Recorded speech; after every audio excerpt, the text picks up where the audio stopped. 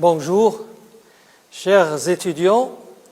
Nous allons commencer notre programme de cette année, le programme d'anatomie, et on va commencer dans un premier temps par l'étude de l'anatomie du thorax. Et avant de commencer l'anatomie proprement dite du thorax, on doit savoir que le thorax est composé de deux parties, un contenu et un contenant. Un contenu, c'est-à-dire ce sont les parois qui couvrent le thorax, et le contenu, ce sont les éléments qui se trouvent à l'intérieur du thorax. Donc, on va intituler notre premier chapitre « Les parois du thorax ».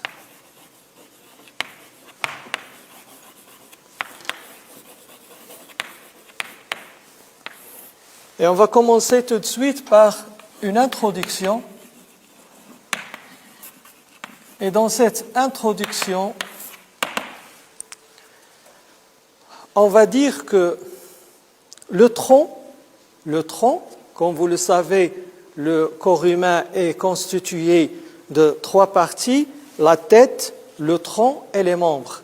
Donc le tronc est divisé en deux parties, une partie supérieure qu'on appelle le thorax et une partie inférieure qu'on appelle l'abdomen. Donc, notre cours va s'intéresser à la partie supérieure du tronc qui est le thorax.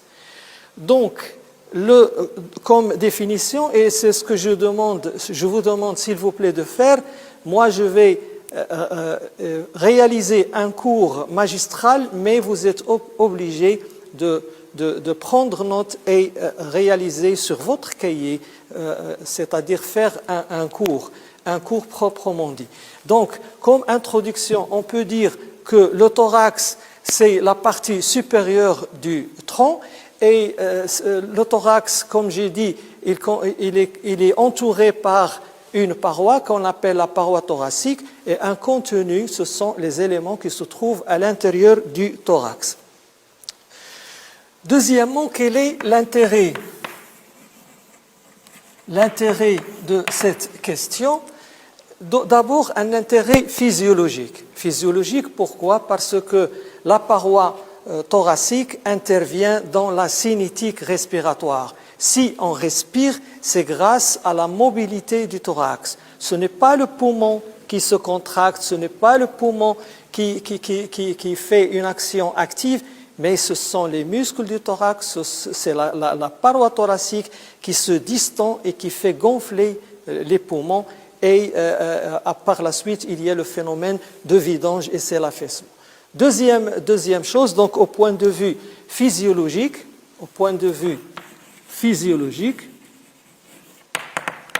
il intervient dans la cinétique respiratoire. Deuxième rôle de la paroi thoracique, c'est la protection. Comme vous savez, à l'intérieur du thorax, il y a le cœur, le poumon, les vaisseaux, l'œsophage et d'autres éléments qu'on va voir. Et cette paroi thoracique, qu'est-ce qu'elle fait? Elle permet une protection de ces organes nobles. Donc, elle intervient dans la protection du contenu thoracique. Au point de vue pathologique, la pathologie thoracique, la pathologie de la paroi thoracique est fréquente. On peut commencer par exemple par les traumatismes. Donc les accidents de circulation, les accidents de travail, les chutes des lieux élevés peuvent entraîner des traumatismes thoraciques, par exemple les fractures de côte, fractures du rachis, fractures du sternum, etc. Donc la pathologie traumatique. Donc les traumatismes au niveau de la cavité ou bien au niveau de la paroi thoracique. Deuxième problème, et ça nous allons le voir, annexé à la paroi thoracique, le sein chez la femme, donc il peut être le siège de processus tumoraux. Et on va développer ça quand on va étudier le sein parmi les éléments qui constituent la paroi thoracique. Donc la pathologie C'est ce qu'on appelle la pathologie tumorale. Et troisième problème, ce sont les malformations. Les malformations, et ça on va le voir quand on va étudier par exemple parmi les éléments de la paroi thoracique, le muscle qui sépare la cavité thoracique de la cavité abdominale, qui est le diaphragme, il peut être le siège de malformation. Donc, voilà comme introduction pour montrer la situation du thorax. Deuxièmement, l'importance de cette région, l'importance sur le plan physiologique, l'importance sur le plan pathologique. Donc, après cette introduction, on va passer directement à grand 2. À grand 2 et sur grand 2, on va aller pour parler de la cavité thoracique et surtout le contenant de cette cavité thoracique. Et on va étudier dans un premier temps la cage thoracique. La cage thoracique. Donc, la nature de la paroi thoracique, elle est ostéomusculaire et cartilagineuse. Donc, la nature de cette paroi, elle est ostéomusculaire et cartilagineuse. Qu'est-ce que ça veut dire?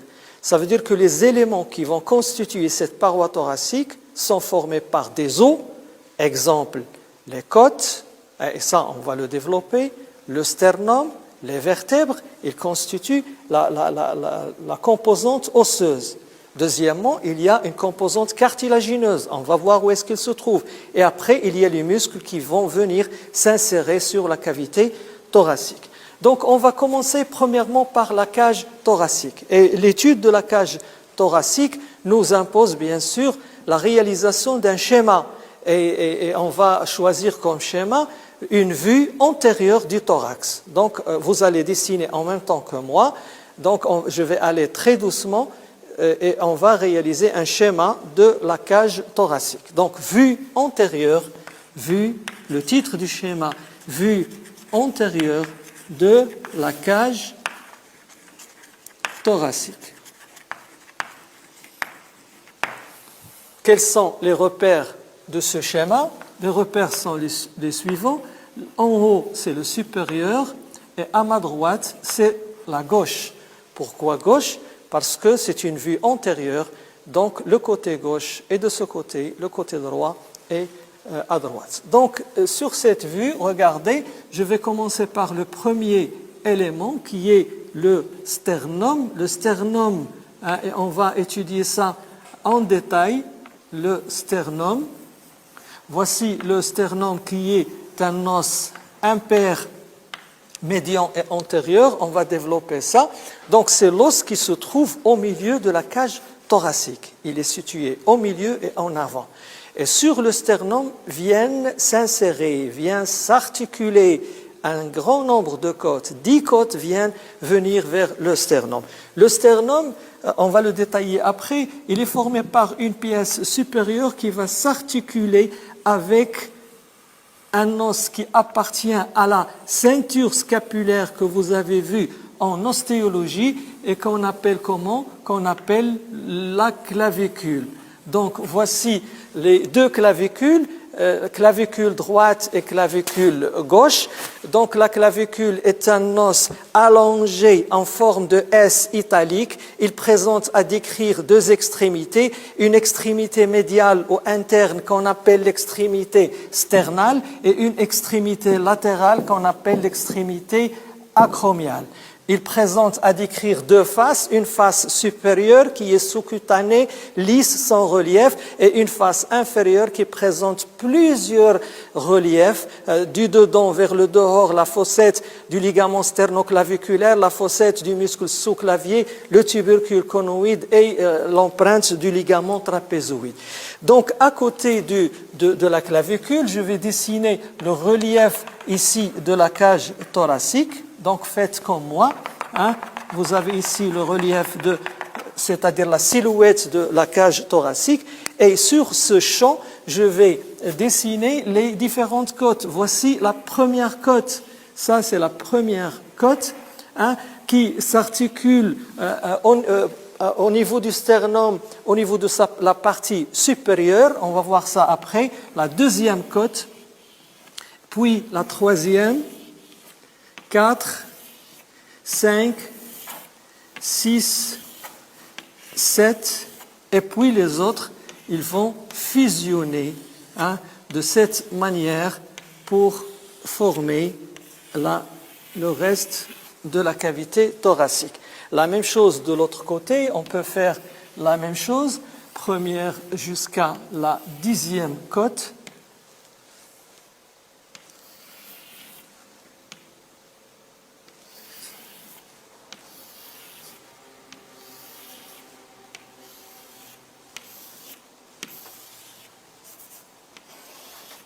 Voilà. Et nous avons ici la cage thoracique dessinée. Donc latéralement, nous avons ici l'articulation de l'épaule qui ne nous intéresse pas pour le moment. Donc si je légende ce schéma, je vais mettre ici le sternum et là, je mets les côtes. Ça, c'est une côte et ça, c'est une autre côte et voilà les côtes.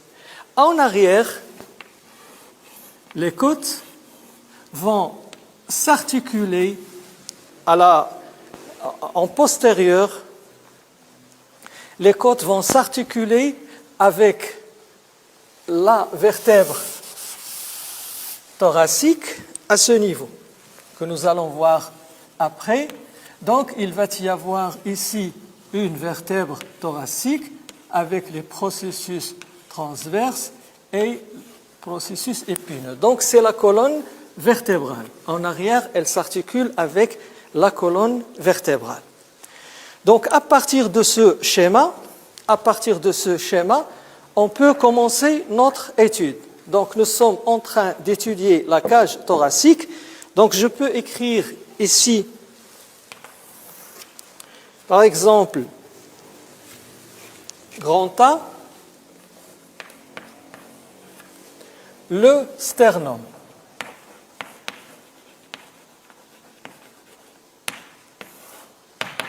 Le sternum. Donc, c'est quoi le sternum? Comme définition, donc définition du sternum, c'est quoi? C'est un os plat, médian antérieur, qui participe à la formation de la cage thoracique. Donc, comme vous avez vu, les os se divisent en 4 groupes. Donc, il y a des os longs, et ces os longs, par exemple, l'humérus, les os de l'avant-bras, ulna radius, le fémur, les os de la jambe, à savoir tibia et fibula, sont des os longs. Le deuxième groupe, ce sont les os plats. Les os plats, c'est-à-dire ils ont plus de largeur que d'épaisseur. Exemple, les os du crâne. Les os du crâne, la voûte crânienne, le couvercle du crâne est formé par des os plats. Ou bien le sternum qu'on est en train d'étudier maintenant, c'est un os plat. Les os du bassin sont des os plats. La scapula est un os plat. Ça, c'est le deuxième groupe. Le troisième groupe, ce sont les os courts.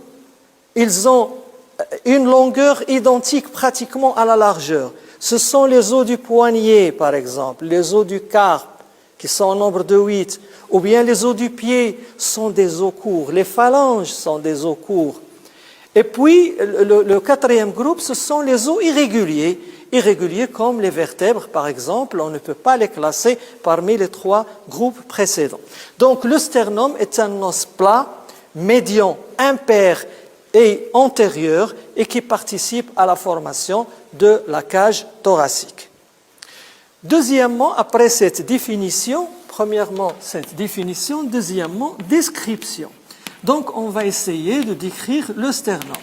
Donc, le sternum, comme vous le voyez sur le schéma, on va essayer de faire 2 vues. Une vue antérieure, ça c'est une vue antérieure, et une deuxième vue qu'on va faire, une vue postérieure. Donc, ça c'est une vue antérieure du sternum. et on va faire à droite, on va faire une autre vue qui est postérieure. Donc le sternum a la forme d'épée de gladiateur, hein, et d'où le nom sternum en latin signifie épée. Épée de gladiateur, il ressemble à l'épée de gladiateur et qu'on divise en 3 parties. Une partie supérieure qu'on appelle manibrium sternal. La deuxième partie, c'est le corps du sternum et la troisième partie, c'est le processus xiphoïde. Donc si on voit le sternum sur une vue de profil, il n'est pas vertical. Il va avoir donc ici l'orientation supérieure et ici gauche. Par contre, sur une vue de profil, on va avoir supérieur et là, c'est antérieur. Donc l'orientation du schéma. Donc le sternum va avoir cette forme sur la vue de profil. Et là, vous avez le processus xiphoïde. Donc voici la partie supérieure, c'est le manibrium sternal, la partie moyenne, c'est le corps, et la partie inférieure, c'est le processus xiphoïde. Donc premièrement, le manibrium sternal. Le manibrium sternal constitue la partie supérieure, et ce manibrium, il forme avec le corps un angle qui est ouvert en arrière, cet angle qui est ouvert en arrière, qu'on appelle l'angle de Lewis. Angle de Lewis. Deuxième chose, le sternum présente à décrire 2 faces, 2 bords, une base et un sommet. Voici la face. Ça, c'est la face antérieure. La face antérieure, elle est plane, elle est sous la peau, elle est sous-cutanée. On arrive à toucher le sternum, on arrive à toucher en avant. Et cette face est parcourue par des crêtes. Des crêtes qui correspondent à la soudure des différentes pièces osseuses parce qu'au cours de l'embryogenèse, c'est-à-dire au cours de la formation du sternum au stade embryonnaire, il était formé de plusieurs pièces qu'on appelle sternèbres. Et ces pièces vont se souder entre elles et ils vont laisser des vestiges de soudure. Ces vestiges correspondent à ces crêtes. Donc la face antérieure est plane. Elle est marquée par la présence de crêtes qui correspondent aux vestiges ou bien la soudure des pièces primitives qu'on appelle les sternèbres. Deuxièmement, la face postérieure. La face postérieure, elle est concave. La face antérieure est convexe, alors que la face postérieure est concave. Elle est concave et elle regarde en arrière, elle regarde dans le thorax, et dans le thorax, il y a un espace qui est situé entre les 2 poumons. Entre les 2 poumons, il y a un couloir, il y a un espace qu'on appelle le médiastin. C'est pour cette raison qu'on appelle cette face la face médiastinale. La face médiastinale ou face postérieure. Comment elle est? Elle est concave. Elle est concave et comme j'ai dit, de telle sorte que le manibrium fait avec le sternum un angle qui est ouvert en arrière. Maintenant, les bords. Combien y a-t-il de bords au niveau du sternum? Il y a 2 bords. Un bord droit et un bord gauche. Voici le bord droit. Tout ça, c'est le bord droit. Et là, c'est le bord gauche. Regardez l'orientation. Les bords sont marqués par la présence de plusieurs fossettes.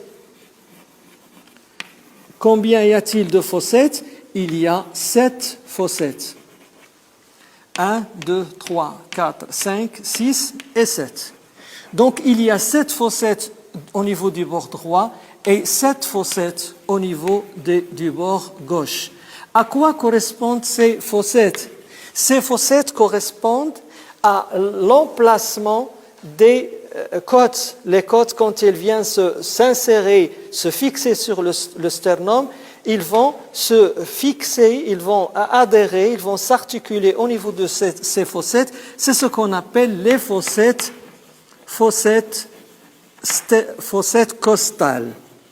costales. Donc, combien y a-t-il de fossettes costales? 7 fossettes costales. La première, elle est à la partie supérieure du manubrium, juste au-dessous de cette fossette qui est là. Cette fossette, ce n'est pas une fossette costale, mais c'est une fossette claviculaire. Regardez ici, elle permet l'articulation avec quoi? Avec l'extrémité médiale ou l'extrémité sternale de la clavicule. C'est pour cela qu'on appelle cette fossette la fossette claviculaire. Fossette claviculaire. Donc, la première fossette, elle est à côté de la fossette claviculaire. C'est pour cela cette articulation avec la clavicule, avec la première côte et le sternum, on l'appelle l'articulation sterno-costo-claviculaire. 3 noms, sterno-costo-claviculaire, parce que c'est une articulation commune. La deuxième, elle est à cheval sur le manubrium et le corps. Elle est à ce niveau. Et puis, les autres sont au niveau du bord latéral. Entre les fossettes costales, il y a d'autres fossettes. Entre les fossettes costales, il y a d'autres fossettes. Et ces fossettes, on les appelle fossettes intercostales. Intercostales.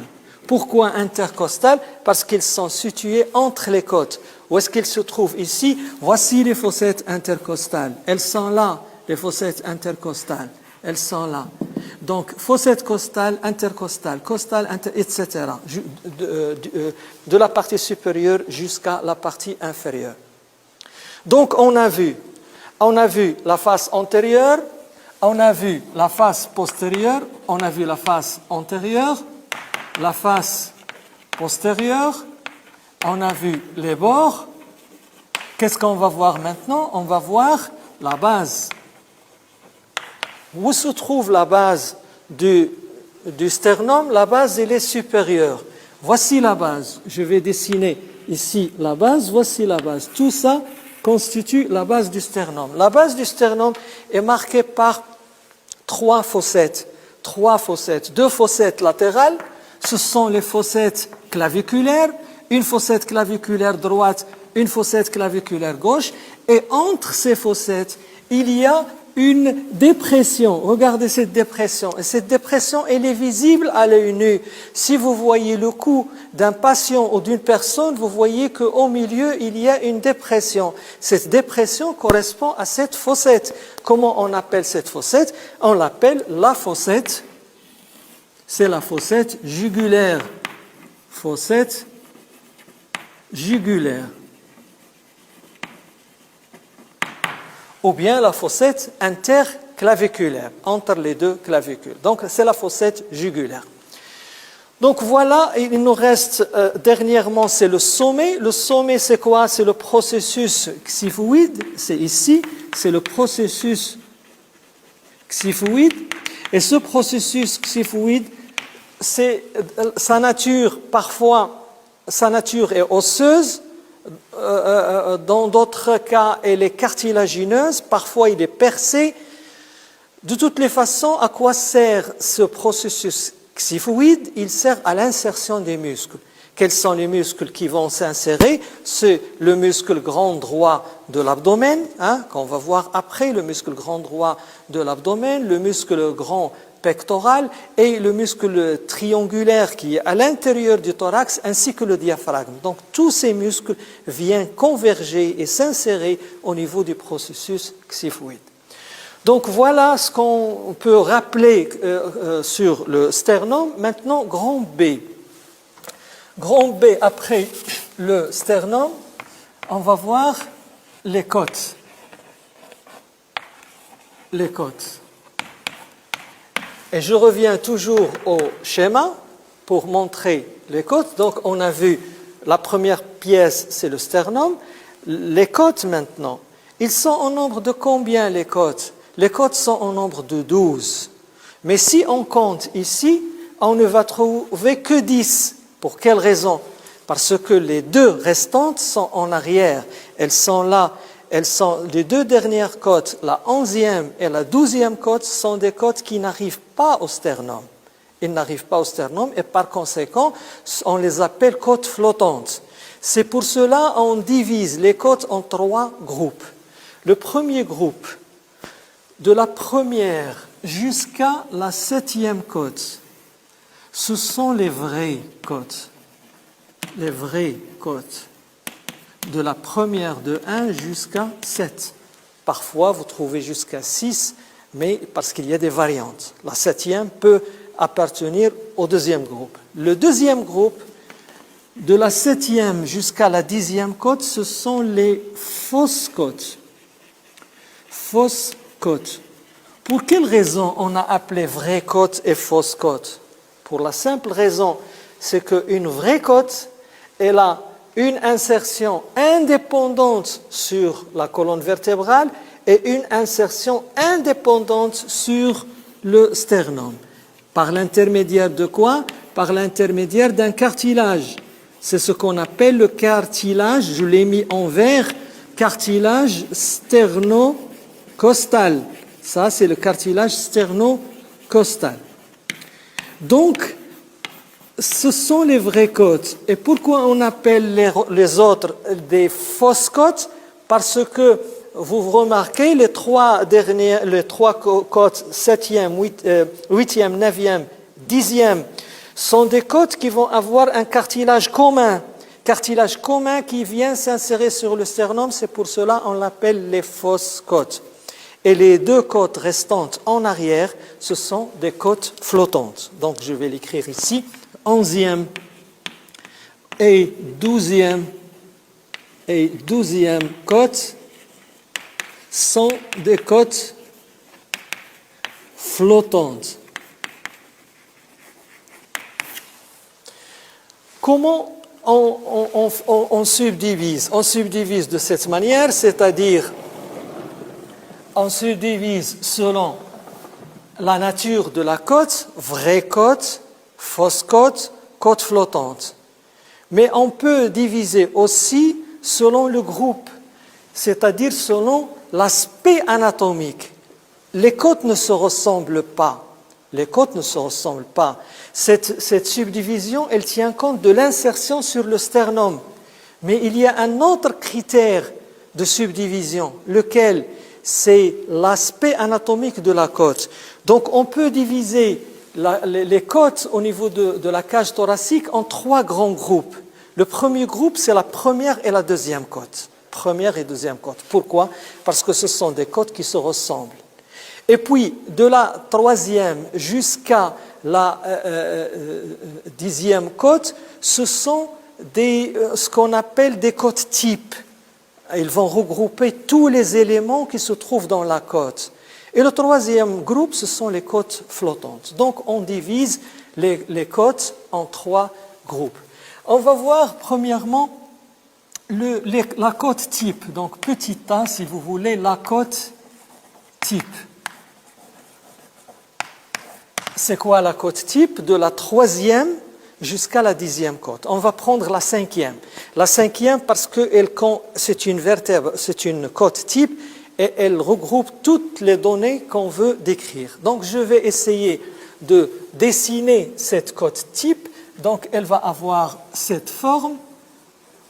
Donc une partie postérieure qu'on appelle la tête, une partie intermédiaire qui s'appelle le col, ensuite une tubérosité, et puis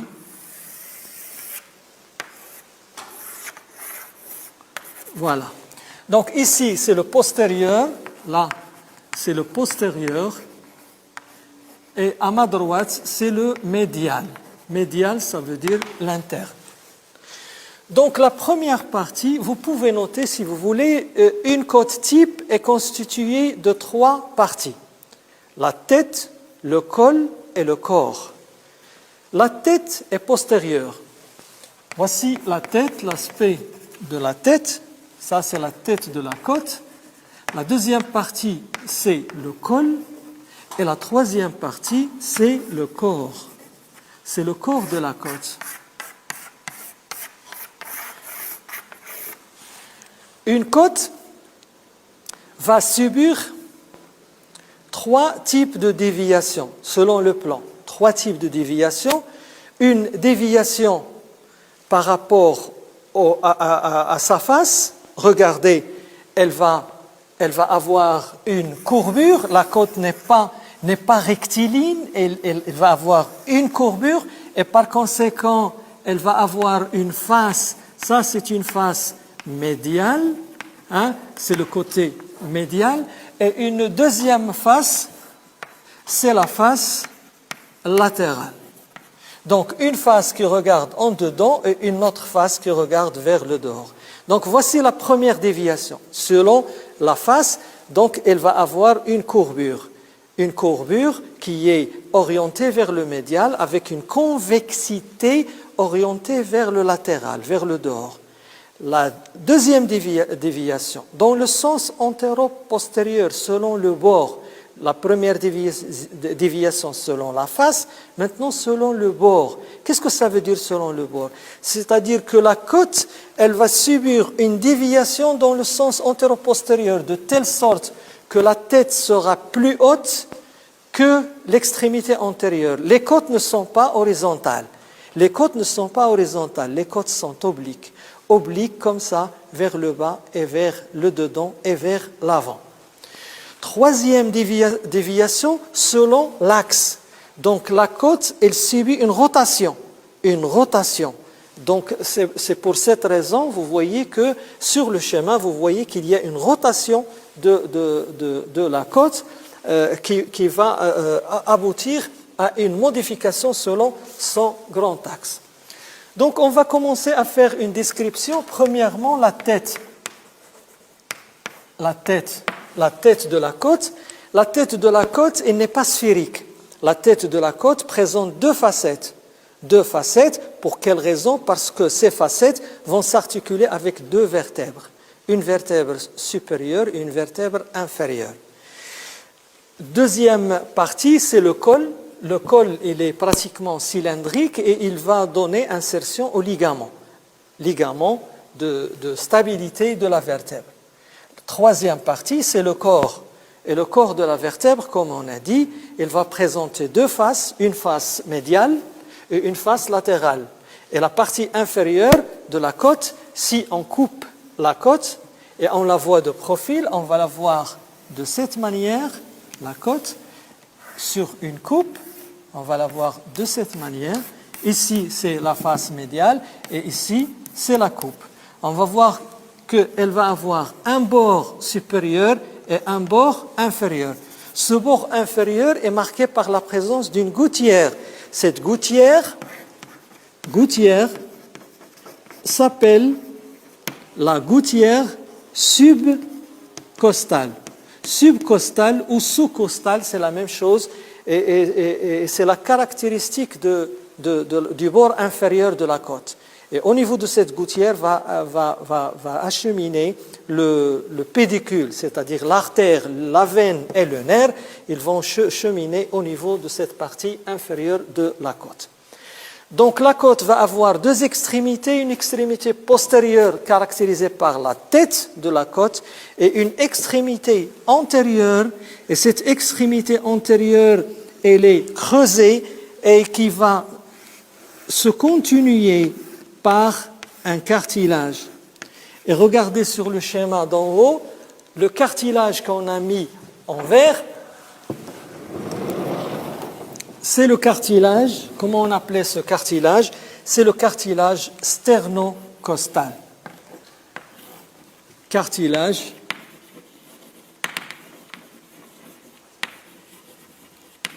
sternocostal. Donc voilà pourquoi la côte ne vient pas s'insérer directement sur le sternum. Pourquoi il doit y avoir un cartilage? Le cartilage n'est pas dur. Le cartilage, le cartilage n'est pas dur. Le cartilage est mou, il est souple. Ce qui va faciliter la cinétique respiratoire. Si on a un os à la place du cartilage, on ne peut pas faire une inspiration profonde. On va être bloqué, on va être gêné. Et ça se voit chez les sujets âgés. Avec l'âge, ce cartilage, il va s'ossifier, il va devenir dur. Et quand il s'ossifie et devenir dur, donc la cinétique respiratoire chez le sujet âgé devient altérée, devient gênée. Ça, c'était petit a, si vous voulez, c'est la vertèbre type. Maintenant, petit b, pas la vertèbre type, mais la côte type, pardon.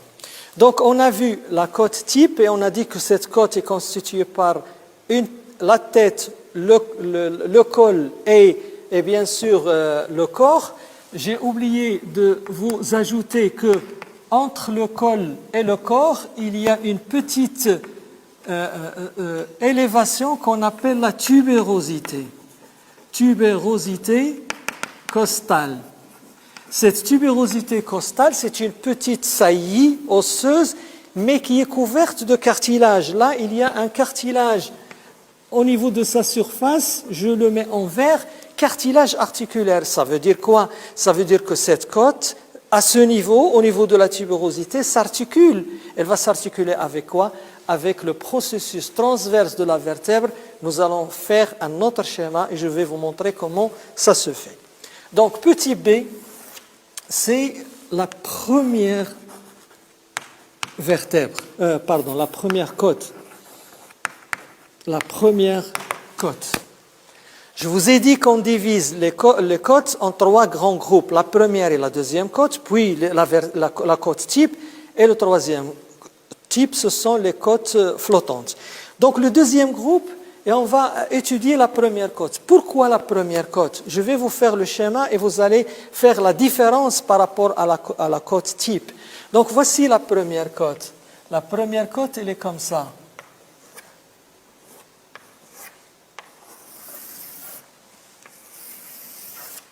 Donc la première côte, voici la première côte. Qu'est-ce qu'on remarque? Elle est différente de la côte type. Donc on peut dire la première côte, c'est la côte la plus haute. Ce sont les caractéristiques de la première côte. C'est la côte la plus haute. Deuxièmement, c'est la côte la plus courte. Troisièmement, c'est la côte la plus large. Quatrièmement, c'est la côte la plus horizontale. La plus horizontale. Et cinquièmement, c'est la côte qui a des rapports très importants avec des éléments vasculo-nerveux qu'on va voir. Donc, voici la première côte. Avec toujours la tête qui s'articule avec quelle vertèbre? Elle s'articule avec la première vertèbre thoracique. Deuxièmement, il y a le col.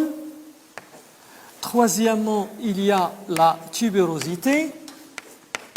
Donc, vous avez vu la tubérosité costale.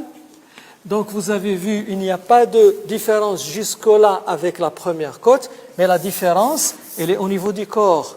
Au niveau du corps, on constate qu'à la partie moyenne de la côte, il y a une petite élévation, un tubercule, une petite saillie, une petite dune, une petite zone qui est évidente, qui est exubérante.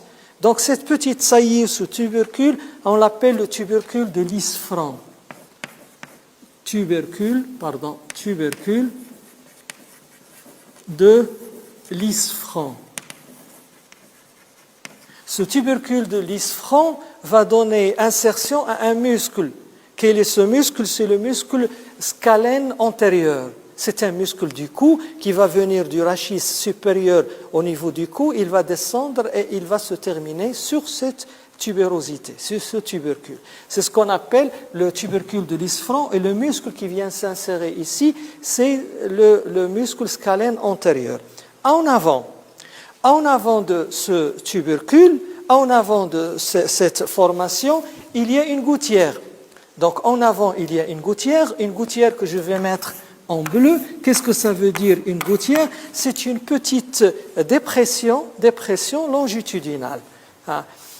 cette gouttière, je l'ai mis en bleu pour quelle raison? Parce que elle va être le siège de passage d'une veine, d'une grosse veine, une veine qui vient des vaisseaux du cœur et qui va monter au-dessus de la première côte pour venir vers le thorax, mais il vient du membre supérieur. C'est la veine sous-clavière. En arrière, il y a une deuxième gouttière. En arrière, il y a une deuxième gouttière et cette gouttière, je l'ai mis en rouge parce qu'il livre passage à une artère qui va venir du thorax, qui va passer, qui va se diriger vers le membre supérieur. Donc ici, c'est la gouttière de l'artère sous ou subclavière. Là, en bleu, c'est la gouttière de la veine sous-clavière. Et entre les deux, vous avez le tubercule de l'isfran. Beaucoup plus en arrière, nous avons l'insertion, là, c'est l'insertion d'un muscle qui est le scalène. C'est l'insertion du scalène, le muscle scalène moyen. Et le tubercule de l'isfran, c'est insertion du scalène antérieur. D'accord? Donc, qu'est-ce qu'on remarque? Que cette côte, elle est très importante parce qu'il y a plusieurs reliefs, il y a plusieurs éléments importants qui s'insèrent ou qui passent à ce niveau. En avant, la veine sous-clavière, tubercule de l'isfran, l'artère sous-clavière et l'insertion du scalène moyen. Donc, scalène antérieur, scalène moyen. Scalène antérieur, scalène moyen. Donc, ces muscles, ils viennent d'où? Ils viennent du cou. Ils viennent du cou. Donc, ils viennent du cou comme ça, avec une forme triangulaire. Ils vont avoir une insertion commune en haut et quand ils descendent, ils divergent. Ils vont réaliser quoi avec la première côte? Ils vont réaliser un triangle.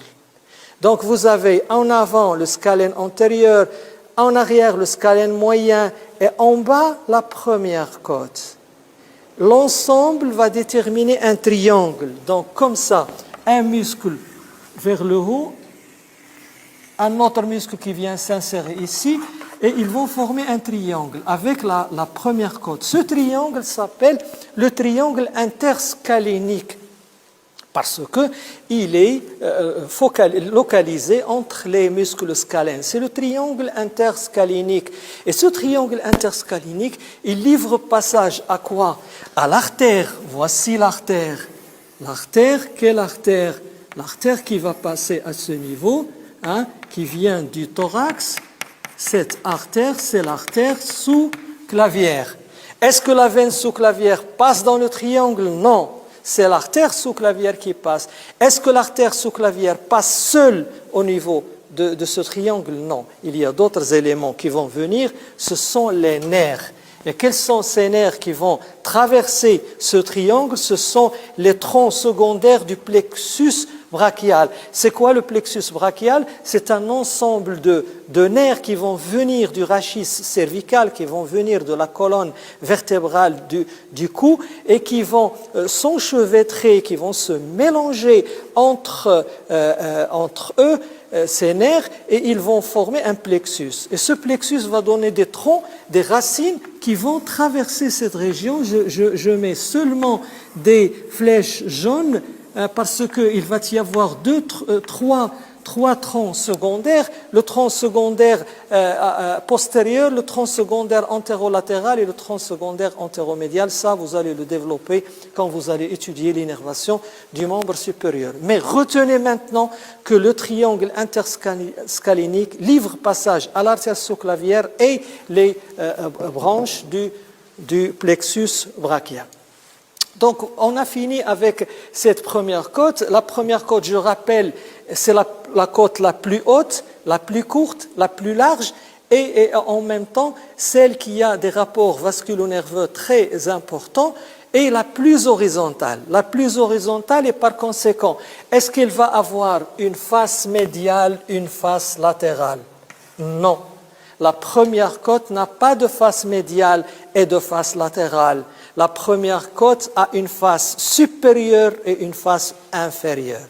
Donc, elle est disposée comme ça, comme ma main. Elle n'est pas verticale, elle n'est pas comme ça, elle est comme ça. Donc, elle va avoir une face supérieure et une face inférieure.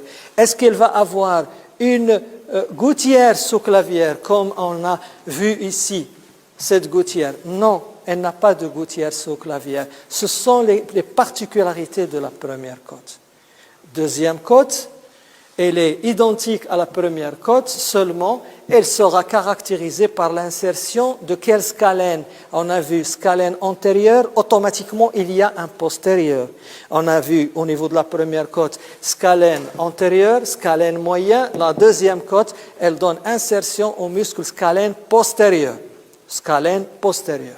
Donc voilà, on a parlé petit b de la première côte et on a dit un mot sur la deuxième côte.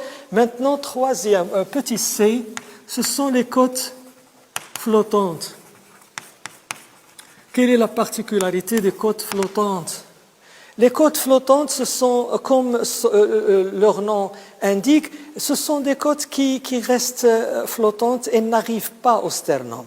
Donc, ils vont avoir combien d'insertions? Une seule insertion. Une seule insertion, à quel niveau? Au niveau de la colonne vertébrale.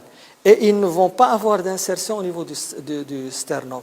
Donc, ce sont des côtes dont la longueur est variable. Elle peut varier de 8 jusqu'à 14 cm. Et ce sont des côtes qui vont avoir une seule insertion. Et dans l'extrémité antérieure, elles plongent à l'intérieur des muscles de l'abdomen. Donc, il n'y a pas une articulation, il n'y a pas une terminaison, mais elle reste flottante à l'intérieur du muscle de l'abdomen. La 12e côte, elle va donner insertion au muscle de la région lombaire, parce que la 12e côte, c'est la dernière, celle qui se trouve ici, et sous cette côte, il y a la région, cette région-là, en arrière et basse, c'est la partie postérieure de l'abdomen, s'appelle la région lombaire. Elle est formée par des muscles et le principal muscle qui va s'insérer sur la 12e côte, c'est le muscle carré des lombes. Carré des lombes, c'est un muscle qu'on va voir quand on va étudier les muscles de l'abdomen. Donc, voilà en résumé tout ce qui concerne les côtes. On a vu la première, une partie de la deuxième, on a vu la côte type et un mot sur la côte flottante.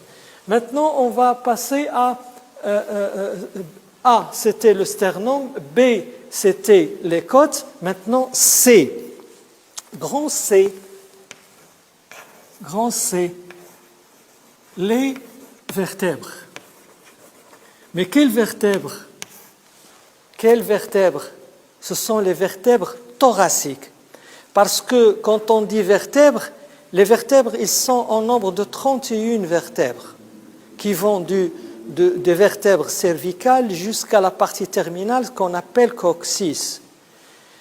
Mais ce qui nous intéresse, nous, ce sont les vertèbres thoraciques. Donc les vertèbres thoraciques. Combien y a-t-il de vertèbres thoraciques? Elles sont en nombre de 12. Donc nous allons réaliser deux schémas. Une vue latérale du rachis pour vous montrer les différents étages au niveau de la colonne vertébrale et pour localiser les vertèbres thoraciques. Et un deuxième schéma, on va choisir une vertèbre qu'on va voir par une vue supérieure pour montrer les différents constituants de cette vertèbre. Donc, on va commencer par une vue latérale du rachis. Une vue latérale du rachis montrant les différents étages ou bien les différentes parties de la colonne. Donc, comme orientation, c'est très simple, puisque c'est une vue latérale, on va orienter le schéma comme suit. Donc on va avoir la partie supérieure toujours en haut et la partie antérieure à ma droite, antérieure.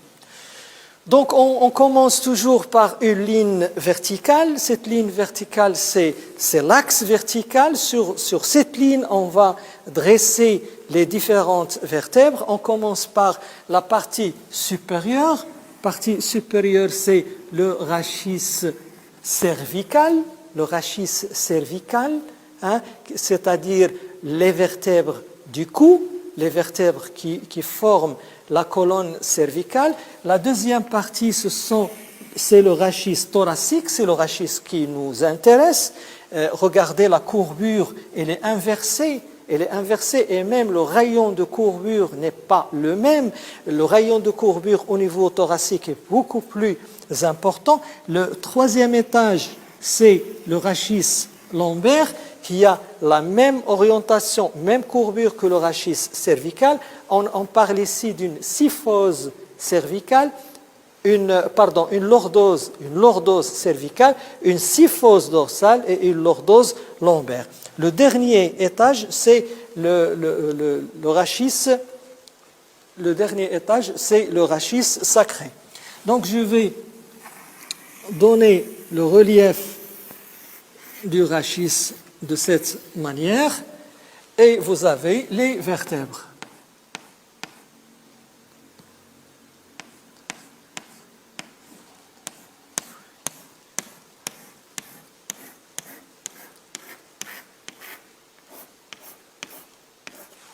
Donc, ici, nous avons le rachis cervical.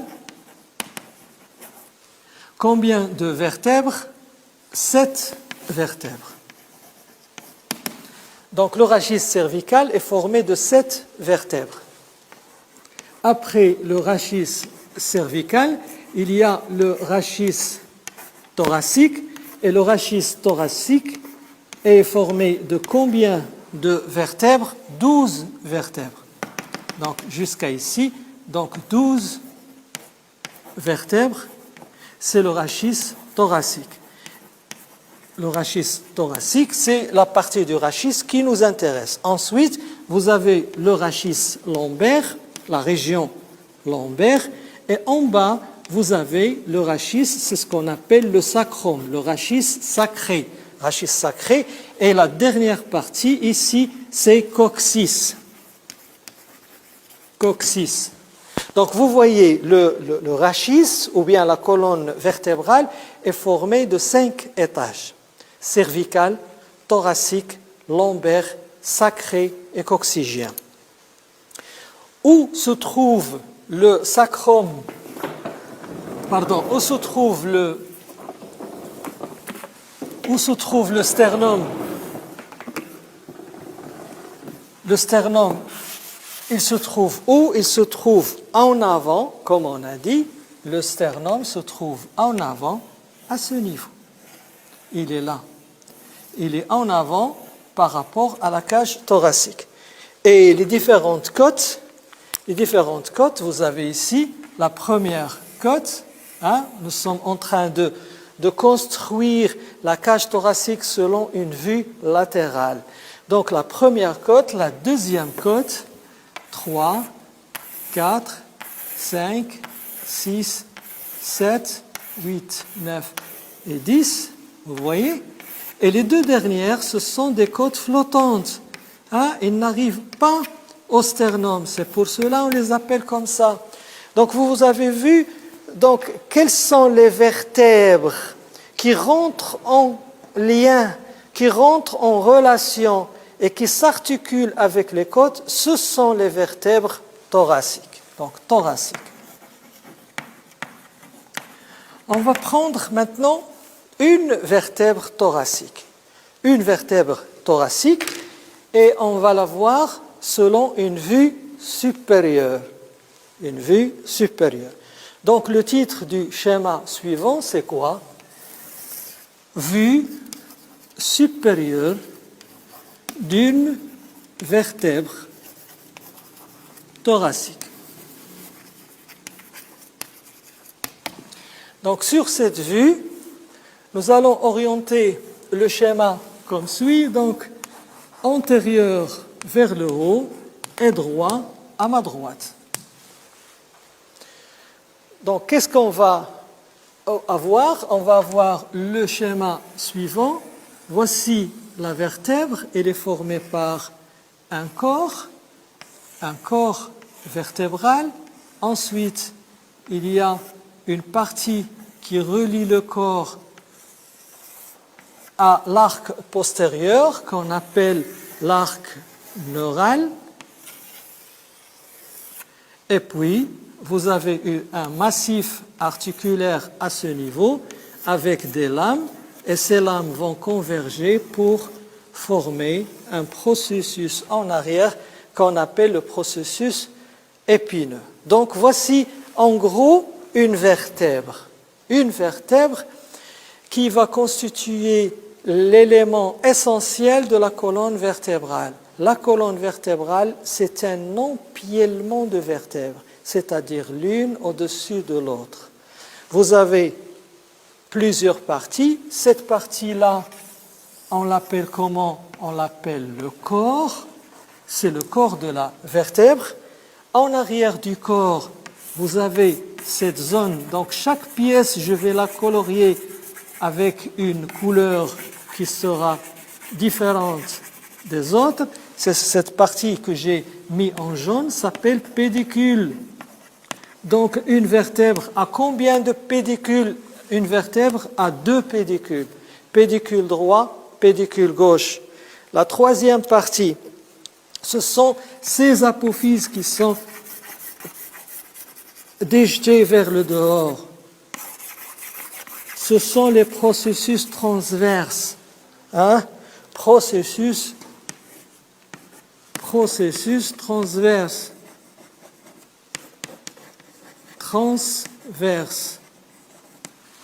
Combien de processus transverses? 2. Un processus transverse droit et un processus transverse gauche. Ensuite, les processus transverses, avec les pédicules, ils vont déterminer ce qu'on appelle les pédicules. Ils vont déterminer ce qu'on appelle les massifs articulaires. Voici le massif articulaire. Là. C'est le massif articulaire. Pourquoi on l'appelle comme ça? Parce que c'est par l'intermédiaire de ce massif que la vertèbre va s'articuler en haut et en bas. Les vertèbres s'articulent bien sûr. Elles s'articulent, chaque vertèbre s'articule avec la vertèbre sous-jacente et sous-jacente. Grâce à quoi? Grâce à ces surfaces articulaires. C'est pour cette raison il y a le rachis, on arrive à bouger. C'est grâce à ces articulations. S'il n'y a pas d'articulation, on va avoir un cylindre qui est figé, on ne peut pas bouger. Donc c'est ce qu'on appelle les massifs articulaires. Et ces massifs articulaires, ce sont des pièces osseuses avec des surfaces, une surface en haut et une surface en bas.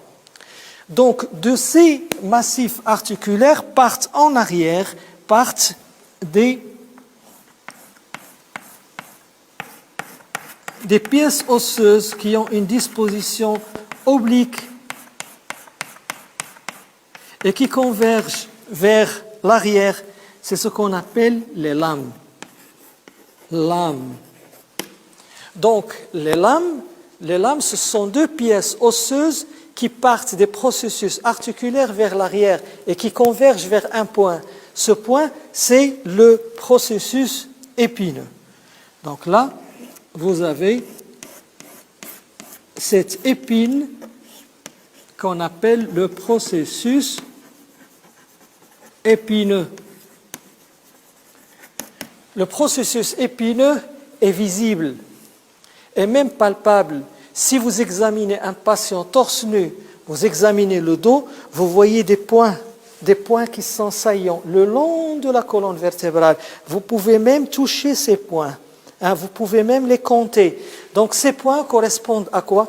Correspondent au processus épineux que j'ai schématisé ici par ces éléments postérieurs. Donc les éléments en blanc que j'ai mis ici, c'est quoi? Ce sont les processus épineux qui pointent en arrière, à ce niveau. et le milieu est creusé. Là, il y a un trou. Et ce trou s'appelle comment? S'appelle le canal vertébral. Donc c'est un trou. Et imaginez, chaque vertèbre a un trou et les trous sont superposés. Le trou au-dessus de l'autre. L'ensemble, il va former un tunnel, ils vont former un canal. C'est le canal médulaire, c'est le canal vertébral dans lequel chemine quoi? Chemine la moelle épinière. Donc, dans ce canal chemine la moelle épinière.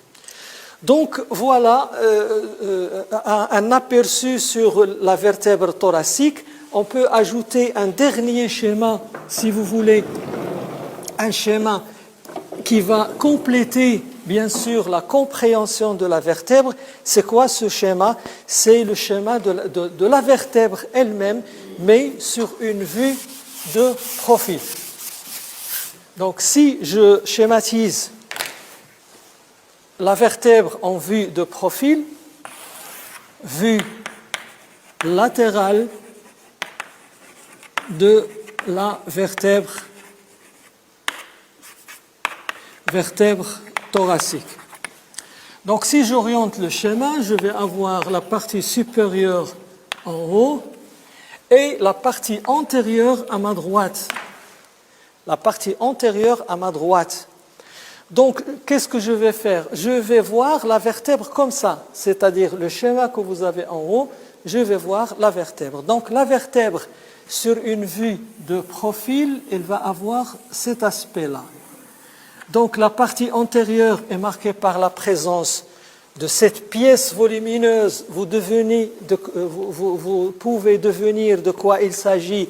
Il s'agit du corps vertébral. Donc là, c'est le corps vertébral.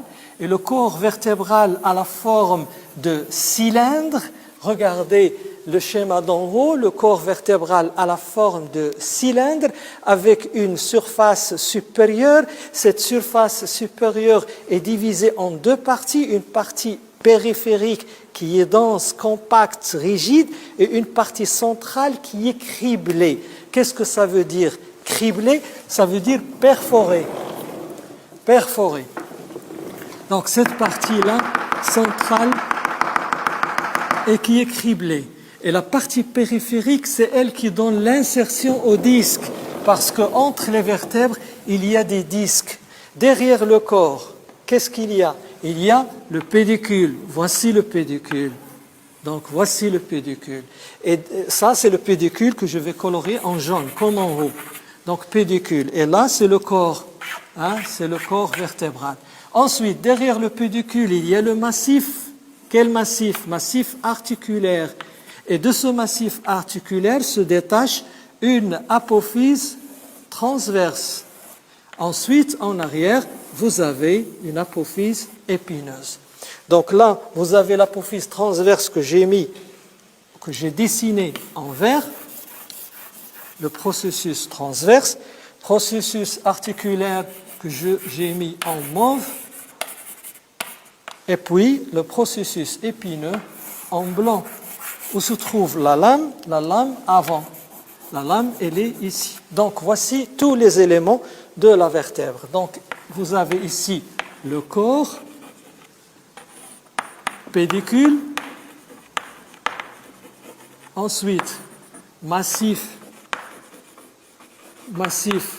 articulaire et processus transverse, lame et processus épineux.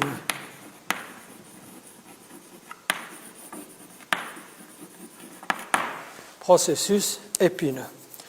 Donc voilà tout ce qui concerne l'ostéologie de la cage thoracique, c'est-à-dire l'étude des différents constituants de cette cage thoracique, à savoir le sternum, les côtes et la colonne vertébrale thoracique. Après cette étude de l'ostéologie, si vous permettez, on va passer à grand 3, grand 2, c'était la cage thoracique. Grand 3, maintenant. Grand 1, c'était introduction. Grand 2, c'était la cage thoracique. Grand 3, on va voir les muscles du thorax. Grand 3.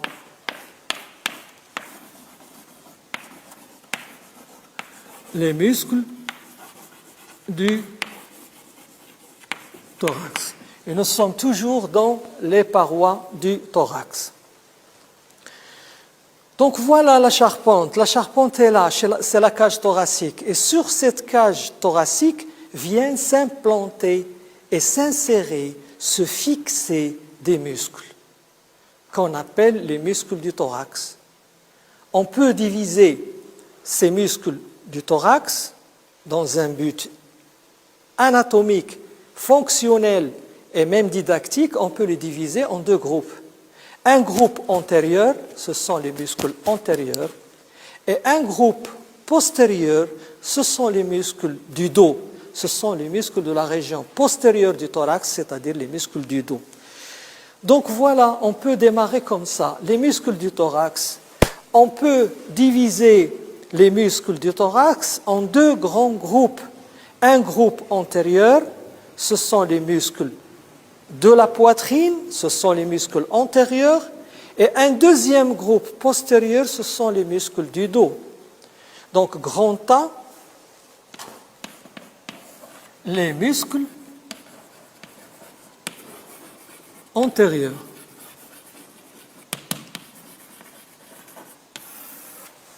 Combien y a-t-il de muscles antérieurs du thorax? Au niveau du thorax, il existe 4 muscles en avant qui sont disposés en deux plans. Un plan superficiel et un plan profond. Le plan superficiel comprend un seul muscle. Le plan profond comprend 3 muscles. Donc, logiquement, on va, premièrement, le plan superficiel. Plan superficiel qui comprend un seul muscle qui doit être, parce qu'il est superficiel, ça suppose qu'il va couvrir toute la région. C'est un muscle qui est grand, qui occupe toute la région pectorale. Pectorale veut dire poitrine, toute la région de la poitrine. C'est le muscle grand pectoral. Donc il s'appelle comme ça, le plan superficiel, muscle grand pectoral. Pour étudier le muscle grand pectoral, on va réaliser un schéma d'une vue antérieure du thorax montrant l'origine, le trajet, la terminaison, l'innervation de ce muscle. Allez-y, donc on va travailler ensemble. Vous allez dessiner en même temps que moi. La meilleure façon pour apprendre l'anatomie, la meilleure façon, c'est de réaliser votre cours vous-même. Il faut le faire. Et c'est la meilleure façon pour mémoriser le cours. La meilleure façon pour suivre et pour apprendre, c'est ça. Donc, je vais faire le schéma et vous allez le faire en même temps que moi. Donc, le titre du schéma sera « Vue antérieure du thorax plus épaule montrant le muscle grand pectoral ». Donc, sur cette vue antérieure, nous allons réaliser dans un premier temps l'orientation, le supérieur étant en haut et la gauche est à droite du tableau.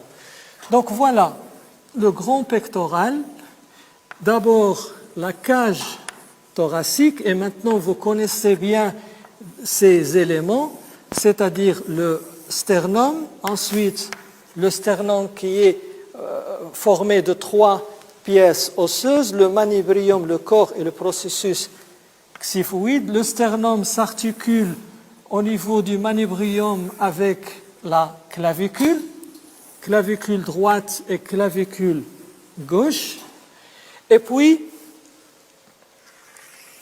les côtes, je peux me contenter uniquement d'un côté, le côté où je vais travailler par convention, c'est le côté droit, toujours le côté droit. Troisième côte, 4, 5, 6, 7. Voilà les 10 premières côtes. Latéralement, donc là, ce sont les cartilages sterno-costal. Et puis, latéralement, vous avez la clavicule ici qui s'articule avec un os, l'os plat de l'épaule. L'os plat de l'épaule qu'on appelle comment? Qu'on appelle la scapula. Scapula est un os plat de l'épaule situé à la partie postéro-latérale. Il a la forme d'un triangle. Il présente à décrire 3 angles, 3 bords et 2 faces. Un angle supérieur appelé bord supérieur appelé bord cervical, bord médial appelé bord spinal et un bord latéral qu'on appelle le bord axillaire. Il présente 3 angles, angle supérieur, inférieur et latéral. L'angle le plus important, c'est l'angle latéral. Pour quelle raison? Parce qu'il contient une cavité qu'on appelle la cavité glénoïde. Cette cavité glénoïde, elle a la forme de poire à grosse extrémité inférieure et qui s'articule avec la tête humérale. Elle s'articule avec la tête humérale. C'est ce que nous allons dessiner. Donc ici, vous avez ici l'acromion et sous l'acromion, vous avez cette cavité glénoïde qui a la forme de poire avec le bord ici, c'est le bord axillaire et le bord supérieur, c'est le bord cervical. Elle présente à sa face antérieure une petite expansion en forme de doigt courbé ou bien en forme de bec de péroné qu'on appelle le processus coracoïde. Processus coracoïde qui donne insertion à 3 ligaments et 3 muscles. 3 ligaments et 3 muscles que nous allons voir. Donc, voici la cavité glénoïde. Et cette cavité glénoïde, comme j'ai dit, s'articule avec quoi? S'articule avec la tête humérale, la tête de l'humérus. Donc, voici la tête de l'humérus que je vais couper à ce niveau parce que la partie inférieure ne m'intéresse pas. L'extrémité supérieure de l'humérus. L'extrémité supérieure de l'humérus est formée de 3 parties. Une partie arrondie en forme d'un tiers de sphère couverte de cartilage qu'on appelle tête. Et cette tête rentre dans la cavité glénoïde qui est une cavité plane. Et puis, derrière cette tête, ou en dehors de cette tête, il y a le col. C'est ce qu'on appelle le col anatomique. C'est ce que j'ai dessiné ici avec 2 traits. Col anatomique. Donc la première partie, la tête, le col anatomique. Et la troisième partie qui forme l'extrémité supérieure de l'humérus, c'est quoi? C'est le massif tubérositaire. Ce sont les tubérosités. Il y a 2 tubérosités, une grosse tubérosité et une petite tubérosité. La grosse tubérosité s'appelle trochitère et la petite tubérosité s'appelle troquin. La grosse tubérosité donne insertion à 3 muscles. Trochitère, 3 muscles qui sont le supraépineux, l'infraépineux, le petit rang. Et la petite tubérosité s'appelle troquin. Elle donne insertion à un muscle qui s'appelle le subscapulaire. Donc voici le trochitère. Le trochitère est là. Et voici le troquin. Donc ce sont de petites saillies. Trochitère, ou bien grosse tubérosité et troquin. Trochitère et troquin, ce sont 2 saillies, ce sont 2 tubérosités. Et entre les tubérosités, il y a un vide, il y a une gouttière. Cette gouttière s'appelle la gouttière bicipitale. Donc là, il y a une gouttière entre les 2. Il y a une gouttière et cette gouttière va donner le passage à un tendon. Qu'est-ce que j'ai dit? J'ai dit gouttière bicipitale. Donc, elle va donner le passage au tendon biceps. Gouttière bicipitale, tendon biceps. C'est quoi le biceps? C'est le muscle antérieur du bras. Biceps, bi-tête, deux chefs, deux ventres. Il va donner deux extrémités, une longue portion et une courte portion. Et ces deux portions, ce sont les extrémités du biceps. La longue portion va emprunter cette gouttière. Elle va passer au niveau de cette gouttière pour aller se terminer au niveau d'un tubercule ici qu'on appelle le tubercule supraglénoïdien. Tubercule supraglénoïdien. Donc tous ces éléments nous intéressent. On n'est pas sorti du sujet. Tous ces éléments nous intéressent dans l'étude du muscle grand pectoral. Il s'appelle aussi pectoralis major. Pectoralis major. Donc je vais l'ajouter. C'est la nouvelle nomenclature égale pectoralis major. Bien, on commence. Pour chaque muscle qu'on va étudier, je vous l'ai dit, on va étudier l'origine, le trajet, la terminaison, l'innervation et la fonction.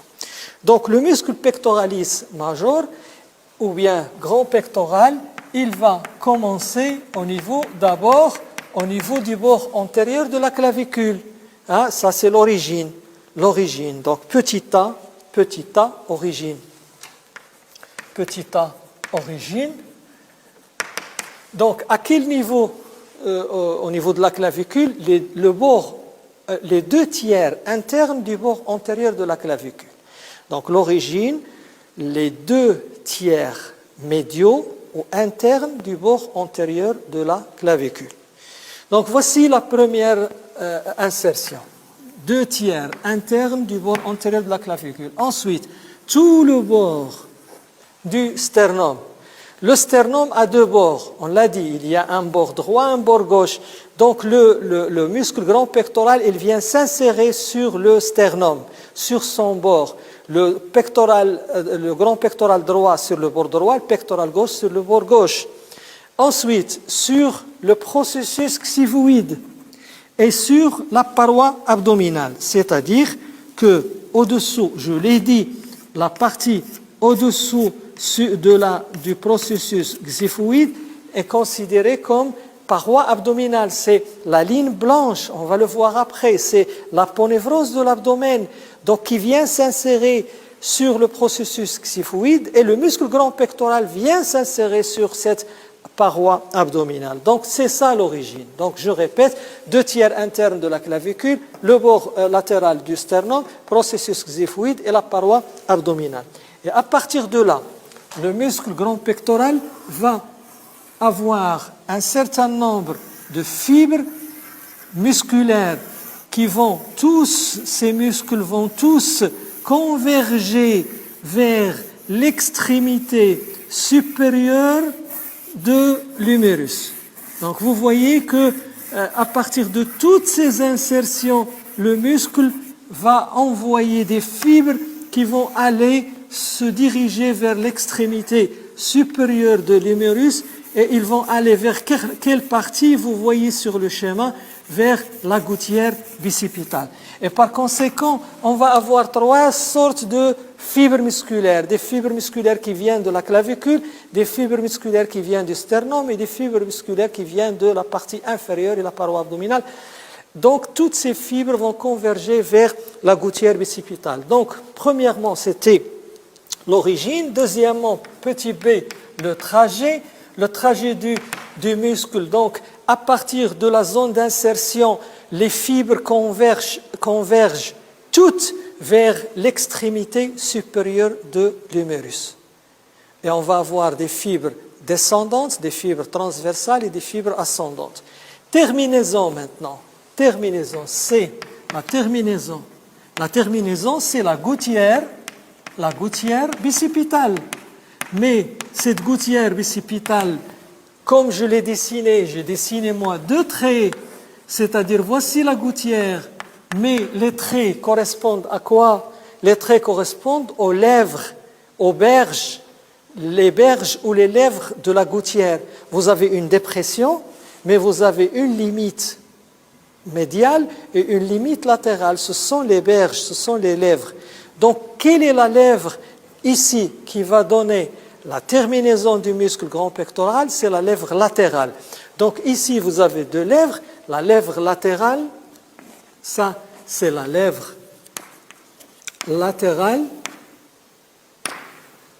Et l'autre, c'est la lèvre médiale.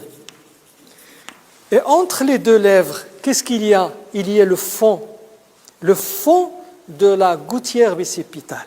Elle s'appelle aussi la gouttière intertubérositaire. Pour quelle raison? Parce qu'on a dit au début, l'extrémité supérieure présente deux tubérosités, une grosse tubérosité et une petite tubérosité.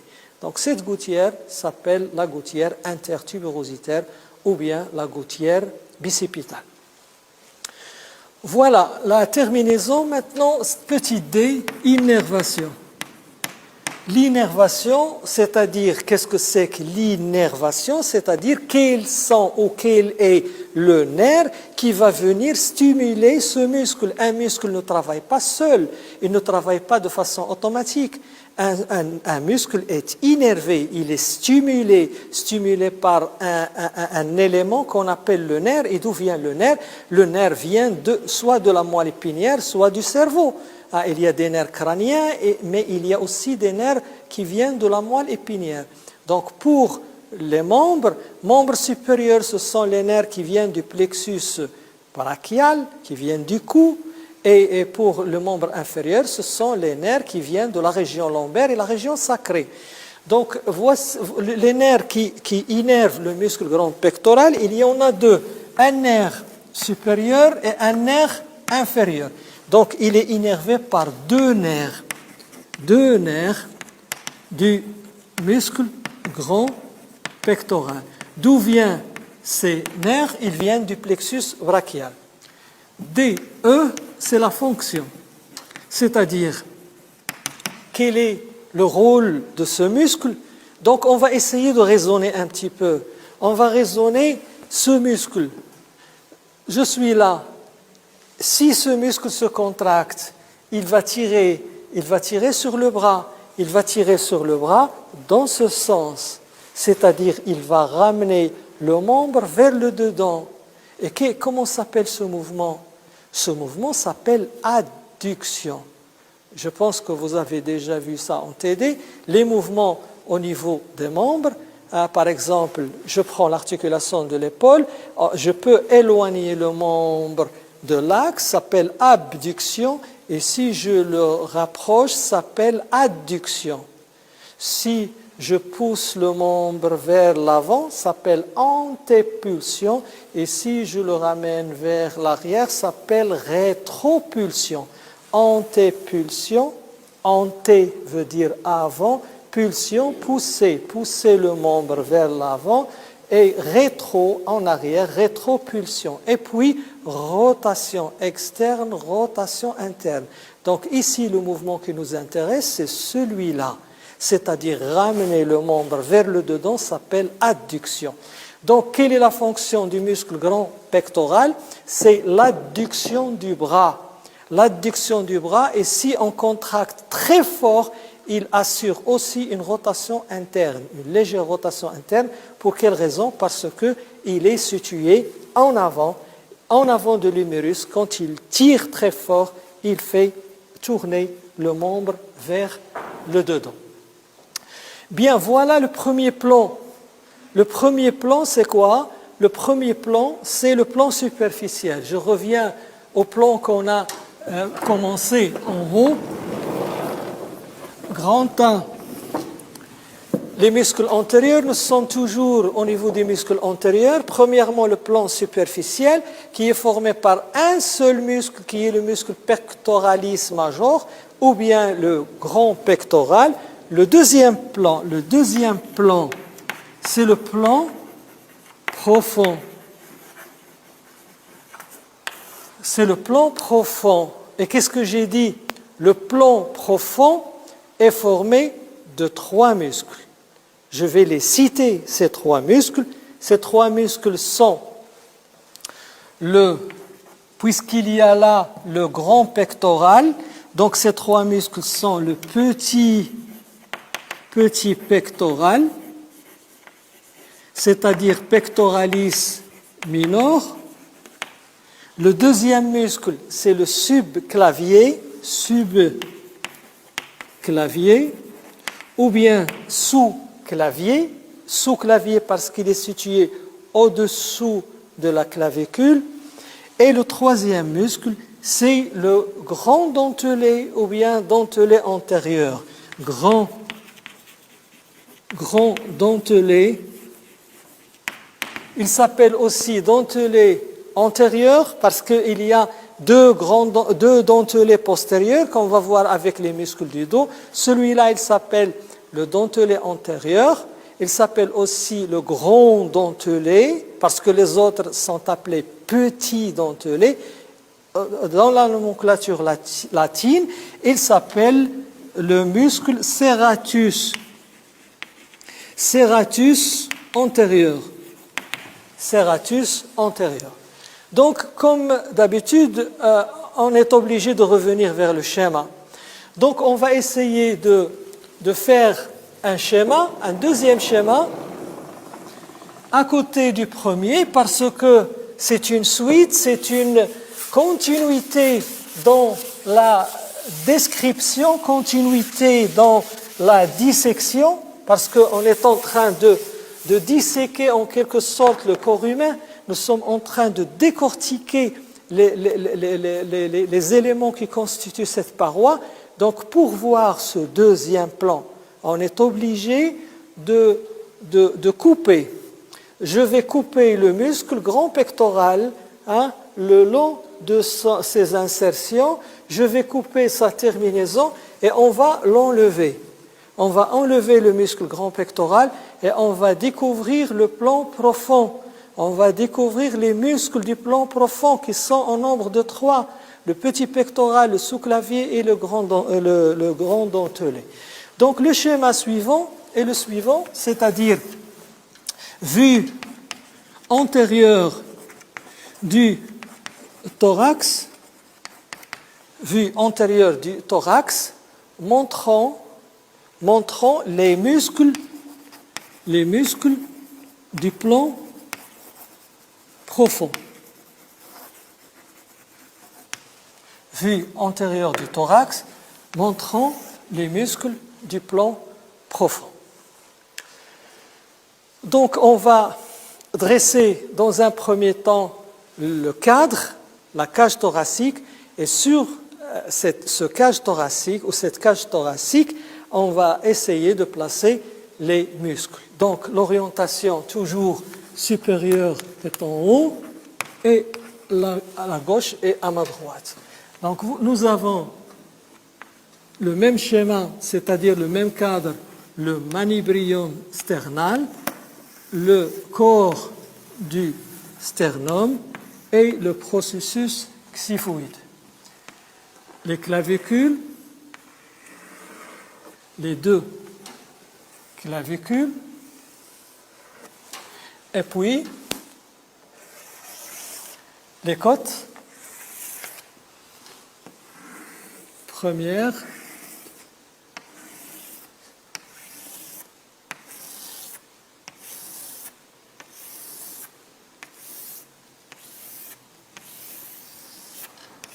donc voici le cadre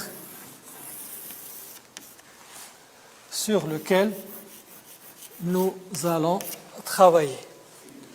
Latéralement, vous avez ici l'acromion avec la cavité glénoïde, le bord axillaire de la scapula et le processus coracoïde. La cavité glénoïde, on n'est pas obligé de mettre l'humérus parce qu'on n'aura pas besoin de cette extrémité supérieure de l'humérus. Donc, c'est l'heure, je vais m'arrêter ici et la prochaine fois, on va installer les muscles du groupe profond sur le même schéma. Je vous remercie.